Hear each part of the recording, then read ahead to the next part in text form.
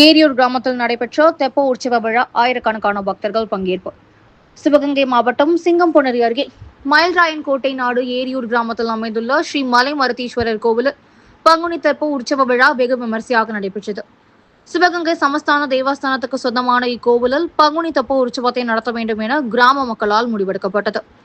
அதனைத் தொடர்ந்து விழாவிற்கான பணிகள் மேற்கொள்ளப்பட்டு சர்வ அலங்காரத்துடன் அம்மனும் மலைமருதீஸ்வரரும் தெப்பத்தில் எழுந்தருளினர். தொடர்ந்து பல்வேறு பூஜைகளும் தீப ஆராதனை காட்டப்பட்டு தெப்பத்தில் சாமி வலம் வருவதை காண ஏரியூர், மாம்பட்டி உள்ளிட்ட சுற்றுப்புற பல்வேறு கிராமங்களில் இருந்து ஆயிரக்கணக்கான பக்த கோடிகள் வருகை புரிந்து சாமி தரிசனம் பெற்றனர்.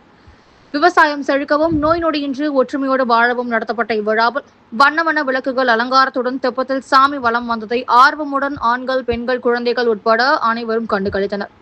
இவ்விழாவிற்கான ஒருங்கிணைப்பு பணிகளில் ஜெயராமன், நாச்சியப்பன் அம்பலம் மற்றும் ஊர் முக்கியஸ்தர்கள் ஈடுபட்டனர்.